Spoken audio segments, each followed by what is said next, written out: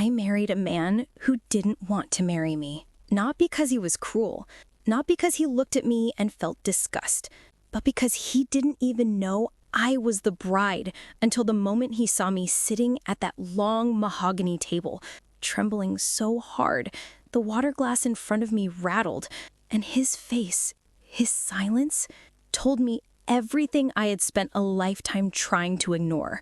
People say arranged marriages don't happen anymore, but they do. Not for romance, for survival.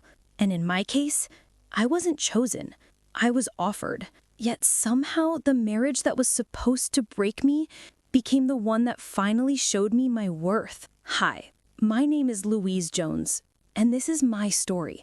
A story of what happens when an unexpected marriage, a true marriage of convenience, becomes the doorway to love after loss, and to a version of myself I spent years believing I didn't deserve. Before I dive in, if stories about real emotional transformation, slow burn romance, healing from trauma, blended families, and second chances at love speak to you, please like this video, subscribe to Possible Hearts, and tell me in the comments, where in the world are you watching from? Your comments help the channel reach more people who need stories like this one. Now, let me show you how everything began. My life, at least the life I knew before Tom, was built on silence. The kind of silence that doesn't protect, but bruises. I grew up in a traditional, reputation-obsessed family. The Joneses were known in our town for being proper, dutiful, and stable. Those words meant something to my parents. They meant everything, but they didn't mean me. Since my early teens, I was the daughter who needed work. Too soft, too emotional, too quiet. And, according to whispered comments I pretended not to hear, too big. They treated my body like a problem to fix, a warning sign, a failure they couldn't hide behind tailored dresses and polite smiles. And I learned quickly that invisibility was preferable to judgment.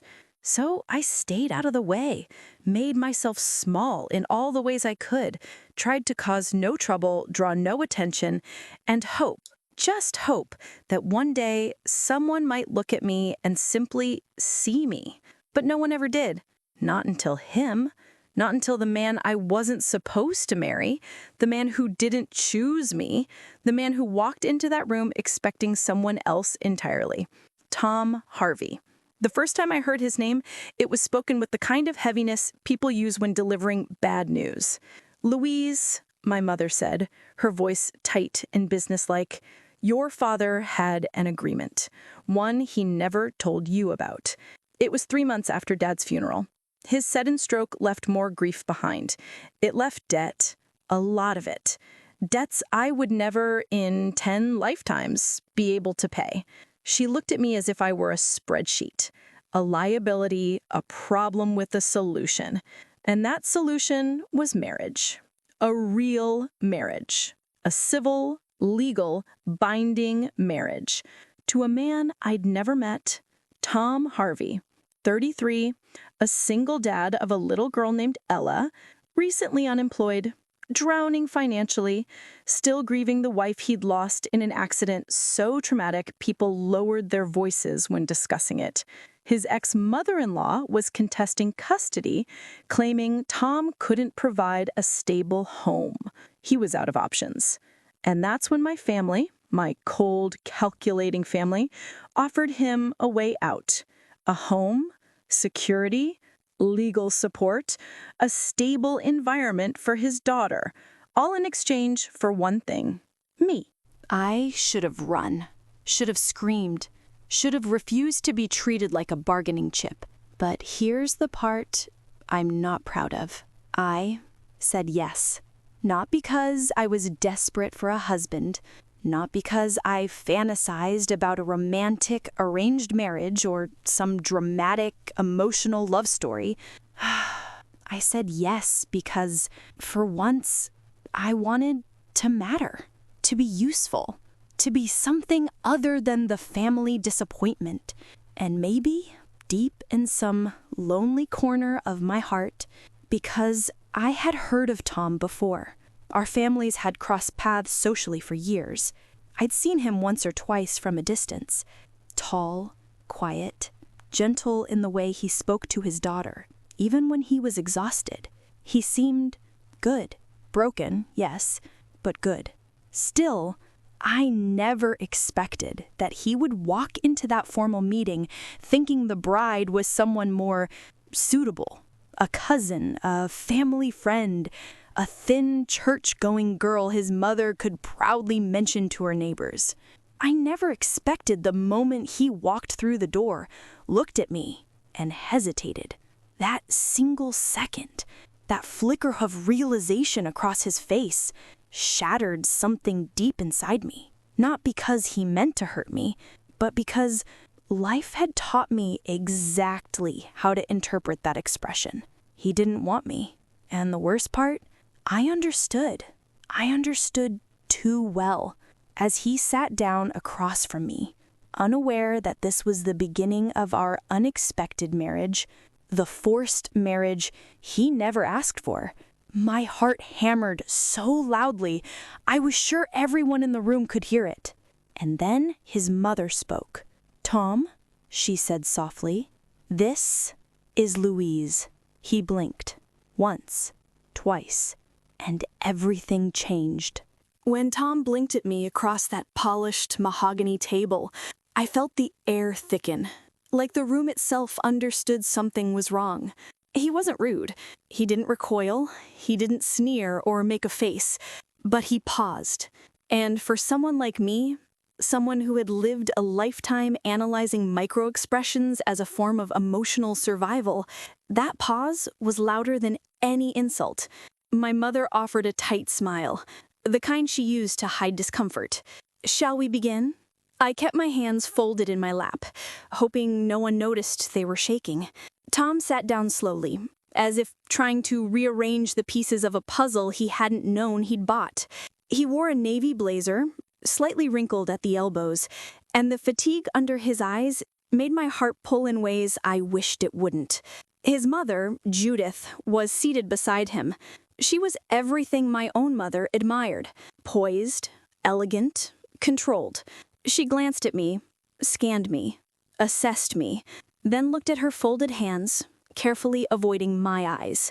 My family began discussing logistics, legalities, timelines. But Tom kept looking at me, not staring, searching, or maybe trying to hide his confusion. I couldn't decide which hurt more. "So, Louise," he said, finally, clearing his throat, "I didn't know." His voice was softer than I expected, gentle, but strained. I met his eyes, even though it felt like touching a hot stove. "I know," I whispered. We held each other's gaze for a second too long, just long enough for everyone around us to shift in their seats, like we were violating some unspoken rule of this cold, transactional arrangement.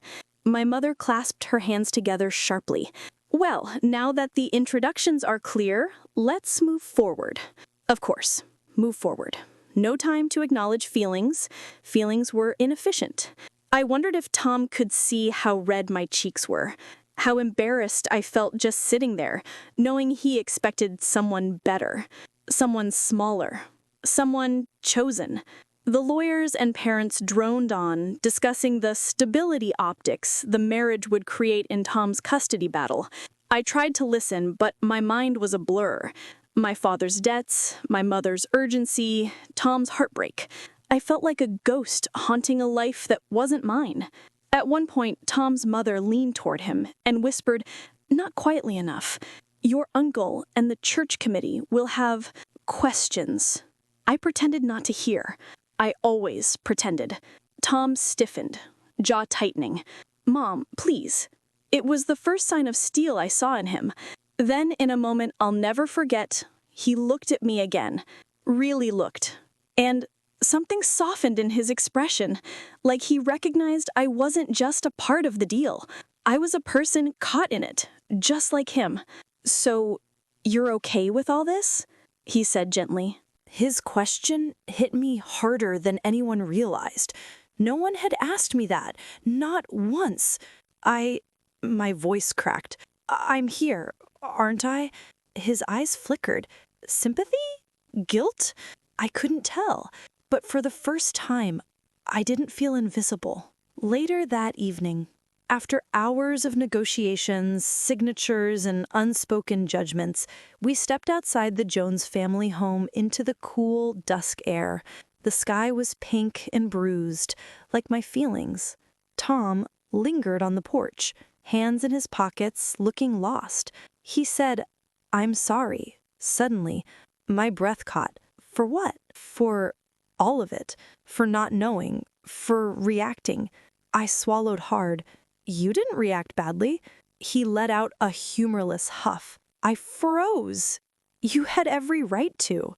Silence stretched between us, uncomfortable but honest. Then he rubbed the back of his neck, exhaling. This isn't fair to you. I looked down at my shoes.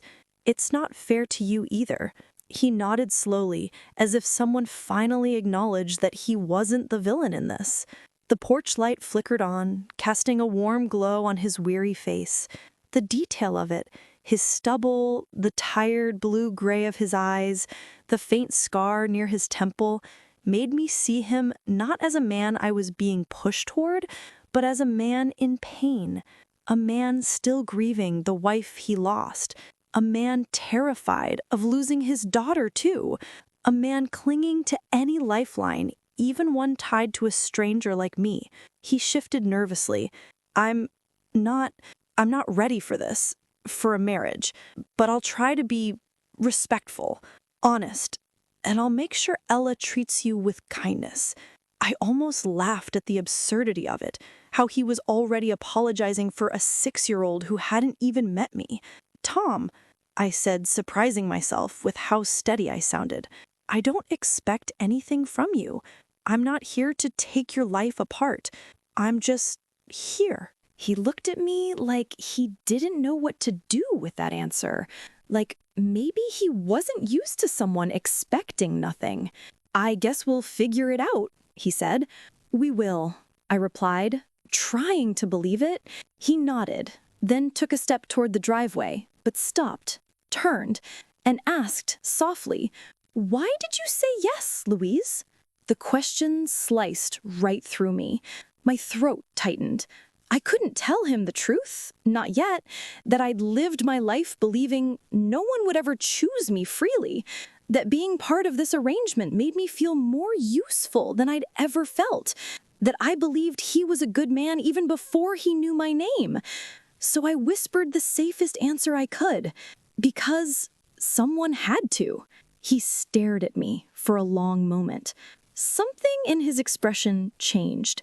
I didn't know what it meant yet, but I felt it. And then, behind us, the front door opened sharply. My mother's voice cut through the tension. "Louise," she said coldly, "we need to talk, now."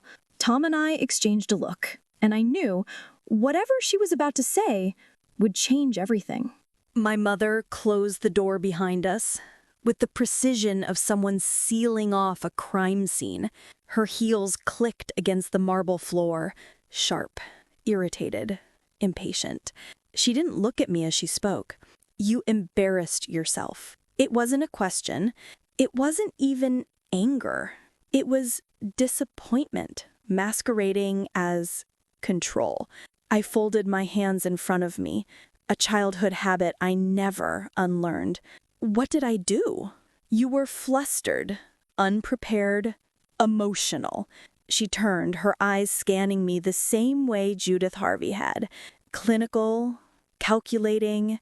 "If you want this arrangement to work, you need to behave with composure, dignity, not whatever that was on the porch." My cheeks burned. "We were just talking." "Talking," she repeated, like the word tasted sour. "Louise, you are here not to build a relationship. You're here to participate in a contract that protects our family and gives Mr. Harvey what he needs to secure his custody. Nothing more. Nothing more. Of course." Your father made that clear. This was his final wish, and we must honor that. I bit my tongue hard. Because she wasn't wrong. This arrangement wasn't born from love or passion or even compatibility. It was born from crisis, from desperation, from two families clinging to survival. Still, the way she said it, like I had no right to want anything beyond the transaction, made something twist painfully inside me. Do you understand what's expected of you? My throat dried. I nodded. Good. She smoothed her blouse, already moving toward the door. We have a timeline. The Harveys want the ceremony quickly, within 2 weeks. My stomach dropped. 2 weeks? Yes. Then she looked at me, really looked at me for the briefest moment. You're not getting any younger, Louise, and the longer we wait, the more questions people will ask. Questions about him or about me. I wasn't sure I wanted the answer. Now, come back outside, she said briskly. You'll say goodbye properly, and you will not fall apart again. She opened the door before I could gather a single thought. At the porch, Tom was still there, not moving, not checking his phone, not rushing to leave. He was leaning against the railing, hands deep in his pockets, watching the evening light fade over the driveway. The glow caught the tired slope of his shoulders, the quiet strength in his posture. He looked lost and hopeful and defeated, all at once. When he heard the door open, he straightened. His eyes met mine immediately. Not my mother's, mine. That tiny gesture, barely anything, landed in my chest like a soft, unexpected blow.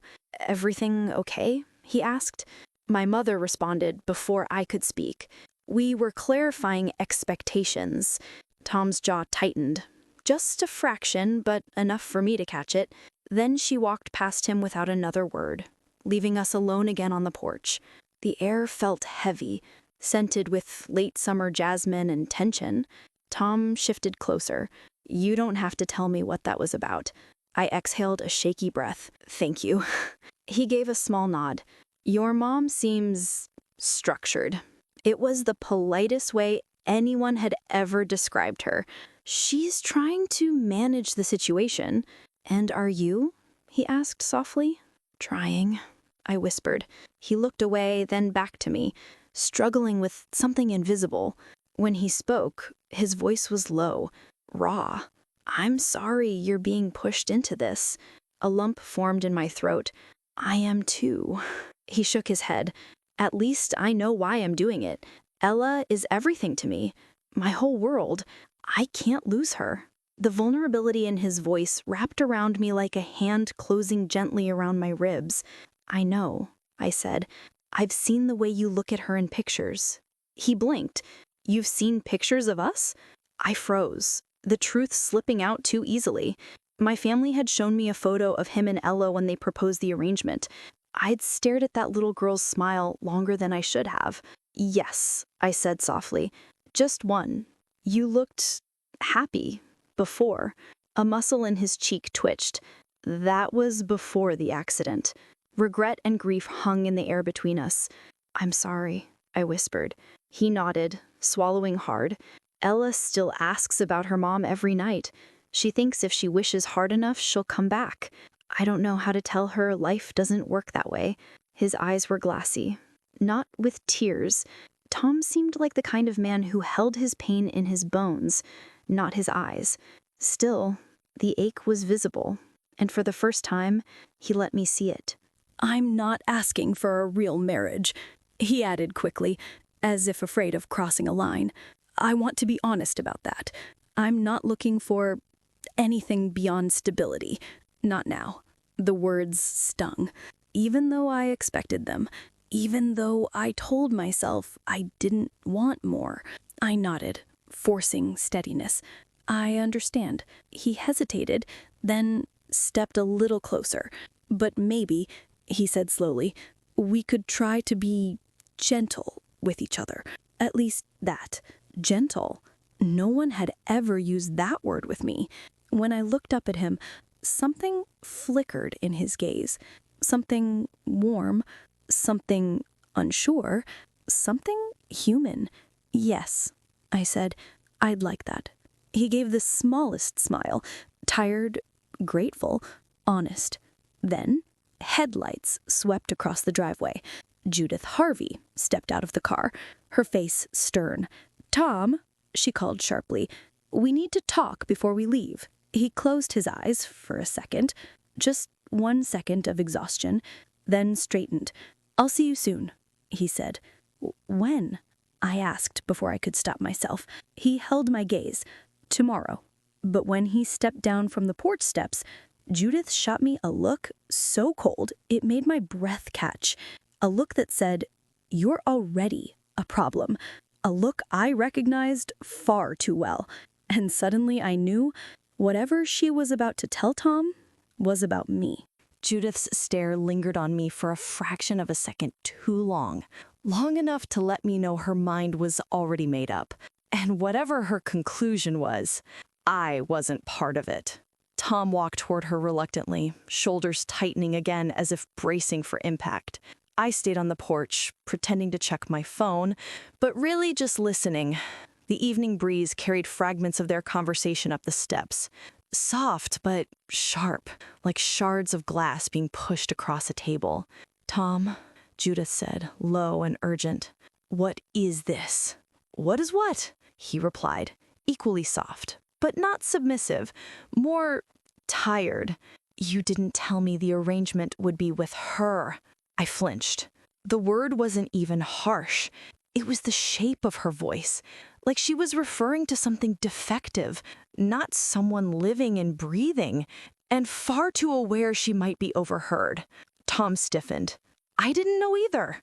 "That's exactly the point," she snapped quietly. "You should have been given the option to decline." Decline. My stomach twisted. She lowered her tone, but not her intensity. "Tom, sweetheart, you are under immense stress. I understand that. But this rushed, desperate marriage with a woman who..." He cut her off. "Don't." That one word held surprising force. Judith exhaled sharply. "I'm trying to protect you and Ella. And I'm trying to keep Ella," he said, voice cracking on the last word. A silence followed. A silence so heavy I could feel it pressing against my chest. Then Judith continued, softer but colder. "She doesn't match the image we need to present to the court." Each syllable landed on my skin like a bruise. "She isn't impeccable. She isn't suitable." I bit my lip, tasting copper. Tom's reply came fast, defensive. "That's not fair. It's realistic. She's not stable, not polished. She's not someone the court will see as a secure maternal figure. You love your daughter. Think about her." I felt something sink deep inside me, something I didn't even know had been floating. Not suitable, not stable, not polished. It was everything I had spent my life hearing, but somehow worse coming from a stranger who barely knew my name. Tom exhaled shakily. "Mom, stop, please." I squeezed my fingers together until my knuckles throbbed. Then Judith's voice softened into something almost pitying. "I know you're hurting, but don't let desperation cloud your judgment. You don't need someone who looks unpredictable." Unpredictable. I knew what she meant. My weight, my anxiety, my awkwardness, my mere presence. She didn't need to say it outright. Suddenly, I wanted to run, hide, evaporate. But before I could move, Tom's voice rose, rare, raw, and heartbreaking. "She's not unpredictable. She's kind, and she didn't ask for this any more than I did." My breath caught. He was defending me. Judith went quiet, dead quiet, a dangerous quiet. Then she said the sentence that sliced straight through me. You can do better. Something inside me crumpled, quiet and devastating. Tom's breath hitched. She didn't. He stopped, words failing. Judith pressed gently on his arm. Think, Tom. This is your one chance to present stability to the judge. A complicated woman with no confidence and no social presence is not going to help you win custody. My chest tightened so severely I had to grip the railing. Complicated. No confidence? No presence? Judith hadn't just judged me. She had diagnosed me.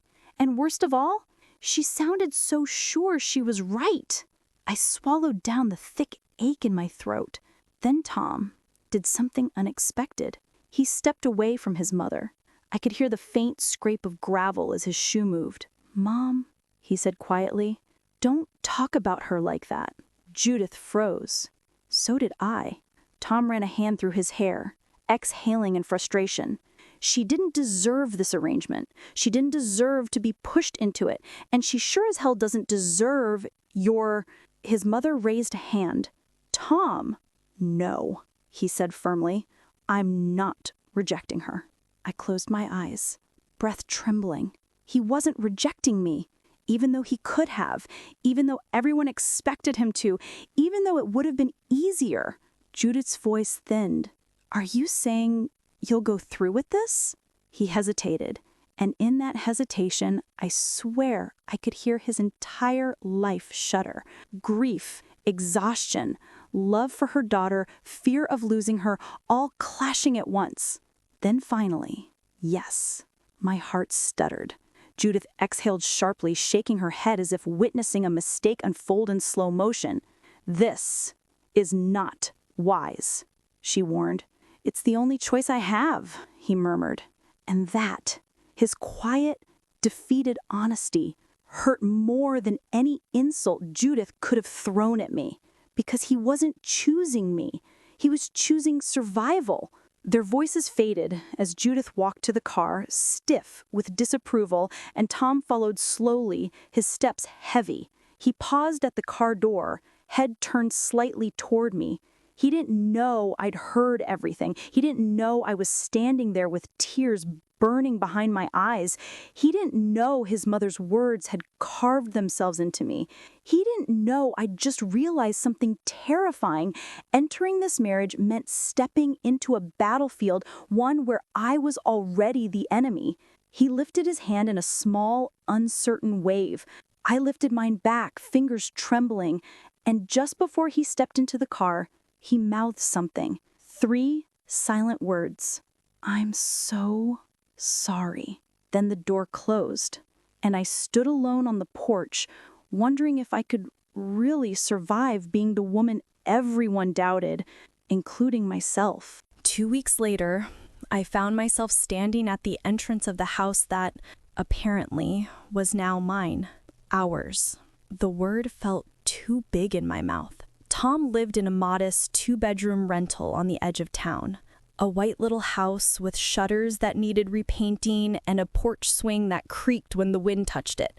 It wasn't fancy, it wasn't polished, but it looked lived in, warm, in a way my family's pristine home had never been. I stood there, suitcase in hand, heart pounding like I was about to face a firing squad instead of walking into a marriage. He opened the door before I could knock. Hey, he said softly. My breath caught. Tom looked different. Not physically. He still had the same tired eyes, the same messy hair, the same stubble that made him look both rugged and breakingly worn. But something in his expression had changed. Like he'd been thinking. Like the weight of his mother's judgment was still sitting on his shoulders. Like he was trying, really trying to make space for me in the disaster of his life. Hi, I whispered. He moved aside, letting me step in. The house smelled like vanilla oatmeal and laundry detergent, kid smells, safe smells. It made my chest tighten unexpectedly. As I entered, I noticed drawings taped on the walls, crayon pictures of flowers, stick figures with wild hair, and one of Tom holding hands with a little girl. Ella. I swallowed hard. Tom noticed my stare. She loves drawing. It's kind of her thing. It's sweet, I said. She's everything, he murmured. His voice softened on that last word and something in my heart ached in response. Where is she? I asked. She's in her room. She's a little shy and confused. I told her someone new would be living with us, but I didn't want to overwhelm her. I nodded. Everything about this situation was overwhelming for all of us. He gestured toward the small living room. You can sit, if you want. I sat gingerly on the couch, smoothing my dress, trying not to take up too much space, something I'd perfected over the years. Tom sat across from me, elbows on his knees. We should talk, he said. My stomach dropped. About expectations, boundaries, how we'll make this work. For Ella and for you. I nodded again, bracing myself for more reminders that this wasn't a real marriage, that I was filling a role, not a heart. But then he surprised me. I know what my mom said. He began slowly, eyes fixed on the carpet. And I'm sorry. I froze. He lifted his gaze. I didn't defend you the way I should have. My lips parted, but no words came. He continued, voice thick with something close to shame. She was wrong. She doesn't know you. None of this is your fault.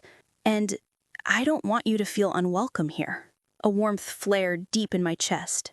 Small, fragile, but real. Thank you, I whispered. He nodded, rubbing the back of his neck. I'm trying. I know it's not much, but I want to try. I almost didn't notice the tiny footsteps behind us. When I turned, there she was.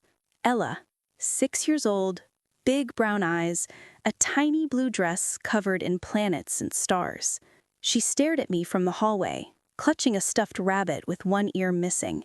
My heart softened instantly. Tom turned, voice lightening. Hey, Bug, want to say hi? Ella didn't move at first.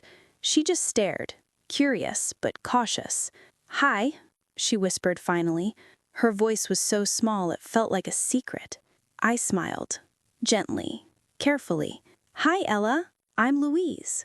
She took one hesitant step forward, then another. Are you going to stay here? She asked. I caught Tom watching me closely, afraid of my answer, afraid of hers, afraid of everything. If that's okay with you, I said softly. Ella blinked at me, thinking. Then, in a moment that shattered every wall inside me, she walked up and placed her small hand in mine. Warm, soft, trusting. My throat tightened painfully. Tom exhaled, a sound halfway between relief and disbelief. She doesn't usually do that, he said quietly. Ella looked up at me. Can you braid hair? I laughed, an awkward, breathy sound I couldn't control. I can try. Ella took that as confirmation and tugged my hand toward the hallway. But before she pulled me out of the room, she turned to Tom and asked, Daddy, is she going to be my new mommy? Silence fell like a stone. Tom's eyes widened. He opened his mouth, closed it, looked helpless. And all at once, I felt my heart slam against my ribs. Ella's innocent question wasn't meant to wound me, but it did. Because that wasn't the arrangement. Because I wasn't supposed to be a real wife or a real mother. Not to her. Not to anyone. Tom stood, reaching for words he didn't seem to have. He began, Ella, sweetheart, she's here to help us. She's very kind, and Ella cut in, frowning. But is she mommy now? My breath hitched. Tom looked at me, really looked. Panic, guilt, sorrow, confusion, all swirling in his eyes. He tried again, but nothing came out. And then Ella whispered something so simple, so pure, it cracked something open in both of us. Because I want her to be. My pulse thundered. Tom's mouth parted, shock flickered across his face, shock and something else I couldn't name. Before anyone could respond, a sharp, furious knock rattled the front door. 3 loud bangs. Tom blanched. Ella jumped. My blood ran cold. He whispered, almost to himself, "Oh no, not now." Then he turned to me, eyes wide with dread. "It's my ex-mother-in-law." The pounding on the front door was so violent I felt it in my teeth. Ella dropped my hand and scrambled behind Tom, the stuffed rabbit clutched to her chest in terror. Tom paled, his whole demeanor shifting from tired father to cornered animal. "Tom!" a woman's voice shouted from the other side. Sharp, controlled, ice wrapped in silk. "I know you're in there. Open this door right now." I didn't need an introduction. This was her, the woman fighting for custody, the woman who had lost her daughter but refused to let go of her granddaughter, the woman who was about to evaluate me like livestock. Tom swallowed hard, heaving a breath before stepping forward. "Stay with Ella," he whispered to me. I nodded, but my heart was rattling against my ribs like it wanted out. He opened the door. A woman in her early 60s swept inside without waiting for permission. Silver hair in a perfect bob, tailored suit, manicured nails, expensive perfume. Everything about her screamed power and certainty and judgment. Her eyes landed on me instantly. "So," she said coolly, "this must be your wife." The pause around the word wife cut deeper than if she'd spat it. Tom cleared his throat. "Margaret, this isn't a good—" She held up a hand. "I wasn't asking you, Tom." Her gaze roamed over me like she was assessing the quality of a second-hand chair. "And here I thought you were exaggerating," she murmured. My stomach dropped. Tom stepped protectively between us. "Margaret, stop." "Oh, please." She waved him off. "You married her last week. I have a right to understand who my granddaughter is living with." Then she turned to me, lips curving in a tight, icy smile. "So, Louise, is it?" I nodded, pulse thundering. "I've heard things." A familiar heat crawled up my neck. Shame, humiliation, the old instinct to shrink. "I'm sure you have," I managed softly. She arched an eyebrow at my tone, unimpressed. "Well, let's skip to the point," she said briskly. "I'm filing an emergency motion with the judge. Tom's remarriage complicates things, but not enough to dismiss my concerns. I will not have Ella raised by—" "By what?" Tom snapped. Margaret gave me a pointed look. "By someone fragile." The word struck me like a whisper turned into a slap. Tom bristled. "She is not fragile," Margaret scoffed. "She's trembling." I wasn't trembling. Not physically. But inside, my heart was doing somersaults in a burning pit of fear. Ella clung to Tom's leg, eyes huge. "Grandma?" she whispered. Margaret's face softened instantly as she kneeled. "Oh, sweetheart, I'm just here to make sure you're safe." The implication hit like a knife. Not safe. With me.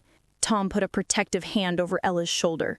"She is safe." Margaret rose slowly, composure razor sharp. "You barely survived the last year, Tom. I watched you fall apart. I have every right to question your decisions." "I'm doing my best," he said, voice cracking. "Don't punish me for that." "I'm not punishing you," she replied coolly. "I'm protecting Ella." Then she turned to me again. I felt the full weight of her evaluation. My body, my posture, my clothes, my everything. "Tell me, Louise," she asked, "were you prepared to step into the role of a mother? Truly?" I swallowed.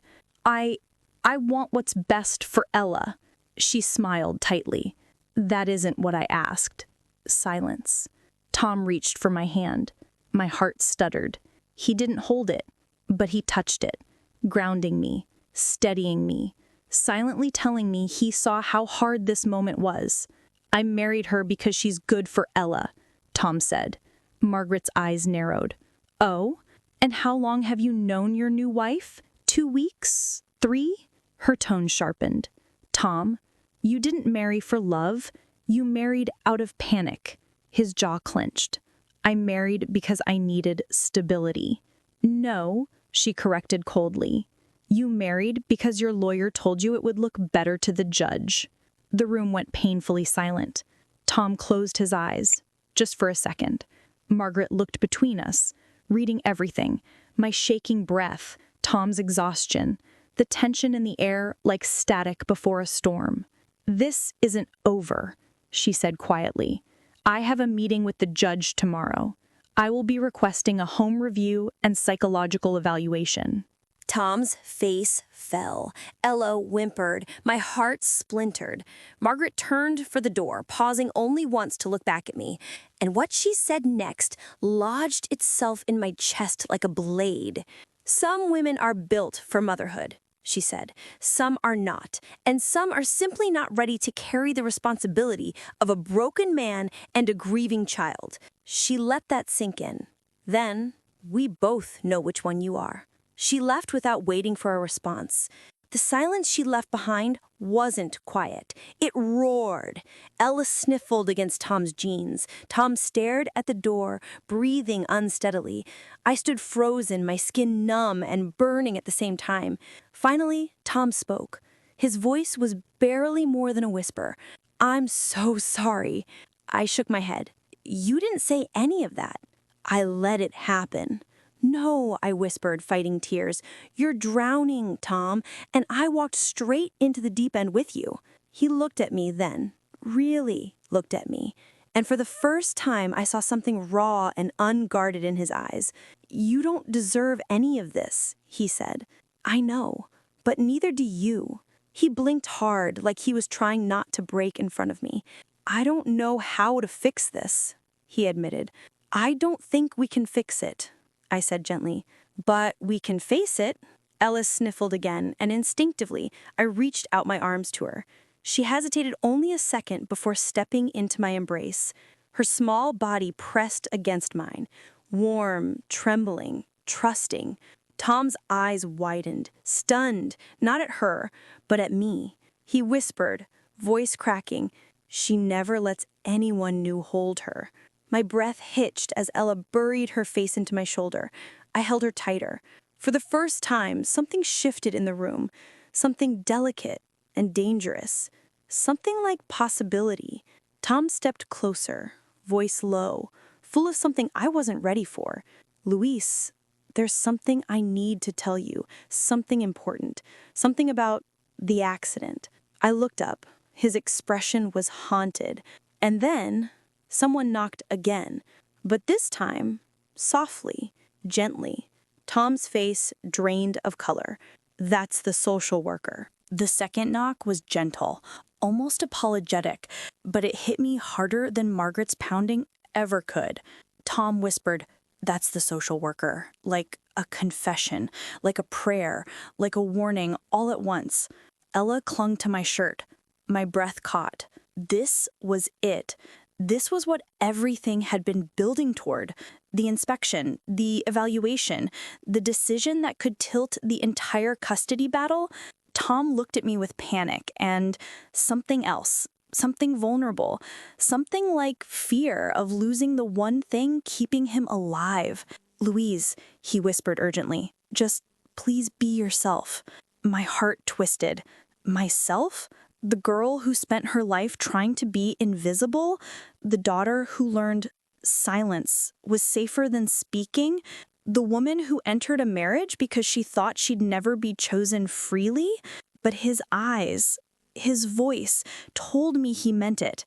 He needed me. He trusted me. I nodded once, steady, grounded, or at least pretending to be. Tom opened the door. A woman stepped in. Early 40s, neat bun, glasses perched on the edge of her nose, clipboard in hand. Her expression wasn't warm, but it wasn't cruel either. Neutral, observing. "Mr. Harvey?" she said with a small nod. "Mrs. Harvey." Her eyes flicked between us. "Thank you for allowing a same-day visit." My pulse tripped over itself. Mrs. Harvey. The name hit me like a punch, half painful, half electric. Tom cleared his throat. Of course. Ella peeked from behind him. The social worker, Miss Cartwright, crouched down with a gentle smile. Hello, Ella. Do you remember me? Ella nodded shyly. That's good, Miss Cartwright said warmly. And who is this? She looked at me, letting Ella answer. That's Louise, Ella whispered. Then, after a beat, she's nice. My chest tightened, painfully tender. The social worker rose, jotting something down. Why don't we begin with a walkthrough? She moved through the house briskly, checking the kitchen, the locks on the windows, the fire alarm batteries, the meds cabinet. Every cabinet door she opened felt like she was inspecting a part of Tom's moons. Tom hovered nearby, apologizing for everything. The peeling paint, the cluttered hallway, the toys scattered on the floor. The social worker nodded, attentive but firm. Then she reached the bedrooms. First Ella's, covered in stars and coloring books, cozy and bright. This is lovely, she said. Tom exhaled in relief. Then she opened the door to the second bedroom, ours. 2 neatly folded blankets, a dresser we barely used, 2 toothbrushes in one holder, 2 halves of a life not yet lived. My throat tightened. The social worker scanned everything, then turned calmly to me. How are you adjusting? The question was simple, but the weight of it wasn't. I swallowed, hands clasped. It's new, but I'm learning. I want to help. I want this to work, for Ella and for Tom. Her eyes softened. And for yourself? I hesitated. Tom watched me from the hallway, waiting, holding his breath, willing me not to disappear. For myself, too, I said slowly. I know this isn't a typical love story or an ideal beginning, but I believe families can be built intentionally, even if the start is complicated. Tom's lips parted slightly. Surprised, Miss Cartwright wrote something down, nodded, and continued the tour. After the walkthrough, we ended up in the living room. Ella sat beside me, curled up with her rabbit, her small leg touching mine like she was claiming a spot. Miss Cartwright observed the 3 of us for a long moment. Ella, how do you feel living here? Ella looked up. Safe. Tom's hand trembled slightly. And how do you feel about Louise? Ella didn't hesitate. She braids my hair, and she holds me when I'm scared. My heart cracked open. Miss Cartwright nodded. And do you feel comfortable with her around? Ella turned fully toward me, placed her tiny hand in mine, nodded. I like her, she whispered. Tom's breath hitched so subtly only I seemed to notice. Miss Cartwright closed her folder. Thank you, Ella. You're very brave. Then she looked at Tom and me. From what I've observed today, Ella seems cared for. The home is stable, and she responds positively to both of you. Relief flooded Tom's shoulders so quickly he staggered back a step. But, always a but, there are concerns raised by Ms. Caldwell, Tom's mother-in-law, regarding emotional stability and long-term suitability. My stomach nodded. Tom flinched. We'll need a psychological interview with each of you next week, and I'll need to schedule a check-in with LS teachers. Tom nodded, devastated but trying to stay composed. Of course, he murmured. Miss Cartwright snapped her folder shut. Thank you for your cooperation. I'll be in touch. She left quietly, with no drama, no accusations, just a storm of implications trailing behind her. The moment the door closed, Tom sank onto the couch, elbows on knees, face in his hands. Tom? I whispered. He didn't move, not until his voice cracked in half. I can't lose her, Louise. I walked toward him slowly, carefully, like approaching a wounded animal. He didn't look up. I'm trying so hard, he whispered, shaking. I'm doing everything I can, and it's still not enough. It is, I said, softly. It's not. His voice broke. I married a stranger because I was desperate. I'm dragging Ella into a mess. I'm failing at everything. I reached out, hesitant but pulled by something deep, and touched his shoulder. He froze. Then, slowly, painfully, he lifted his head. Tears clung to his lashes. "Louise," he said, voice raw, "I didn't tell you everything about the accident." My breath caught. The room narrowed to just us, our breaths, our pain, our joined edges. I didn't just lose my wife. Ella, she was in the car. My blood went cold. She survived, but she watched everything, and I wasn't better. I should have been there, and I wasn't. Guilt tore through his voice like barbed wire. My hand tightened on his shoulder instinctively, protectively. He looked up at me in agony. "I don't know how to be enough for her," he whispered. "I don't know how to be enough for anyone." Something inside me broke. Something old, something brittle, something that had always whispered that I wasn't enough either. "Tom," I breathed, "you are enough. You're more than enough. You love her. You show up. You fight. That's what she needs." He blinked hard. "And what about you?" he asked. "Do you need more than this arrangement?" My heart thudded. Loud. Dangerous.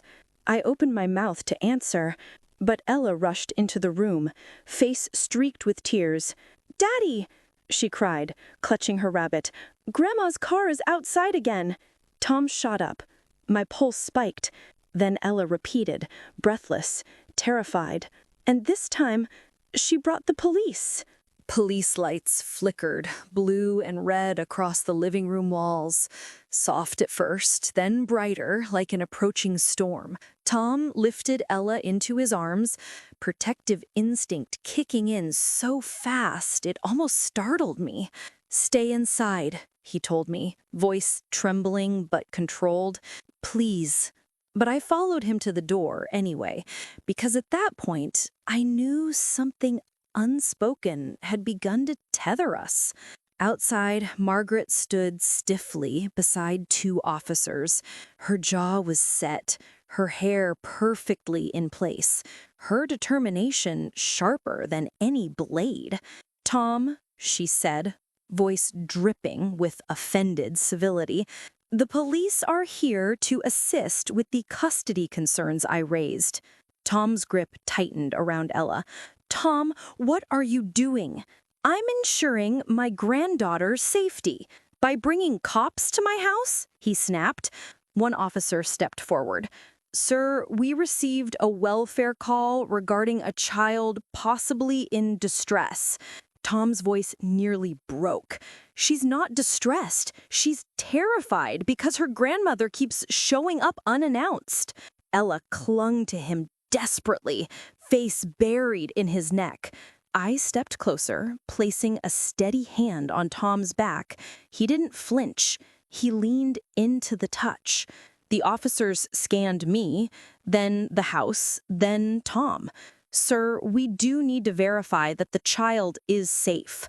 I swallowed and knelt beside Ella. "Sweetheart, it's okay. They just want to hear you say you're all right." Ella peeked at the officers.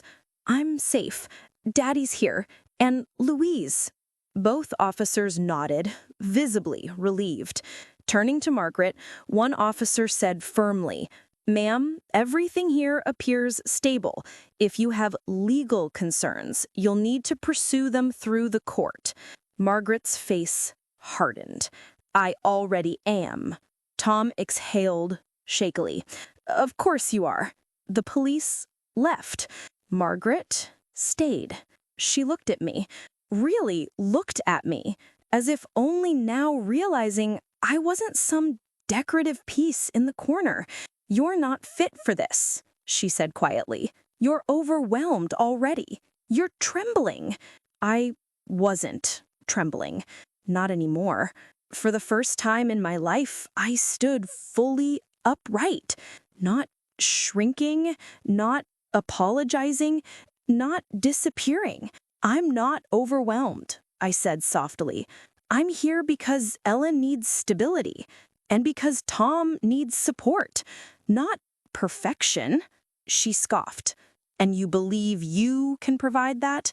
Yes, because I show up, even when I'm scared, even when it's messy, even when no one believes in me. My voice didn't shake, not once. Margaret blinked, surprised, almost thrown. Tom stared at me like he was seeing me in an entirely new light. Ella held out her hand again, toward me. "Mommy?" she whispered. The world tilted. Everyone froze. Tom's throat worked around words he couldn't find. I knelt and smoothed a curl behind Ella's ear. "Sweetheart," I whispered, "I'm here. Always." Ella pressed her forehead to mine. It was the gentlest, most sincere act of acceptance I had ever felt. Margaret's breath caught, quiet, stunned. She hadn't expected this. She hadn't expected Ella to choose me. And suddenly, the battlefield shifted.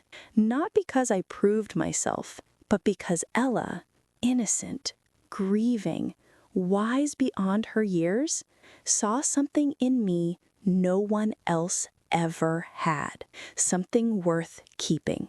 When Margaret finally spoke, her voice was quieter, cracked around the edges.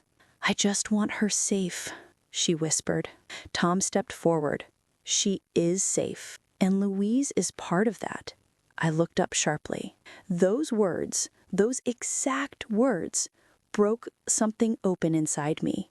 Margaret stared at us a long moment, her expression caught between pride and loss, anger and understanding. Finally, she nodded stiffly. "I'll let the court decide," and she left. 1 week later, at the hearing, I held Tom's hand under the table. He didn't try to pull away.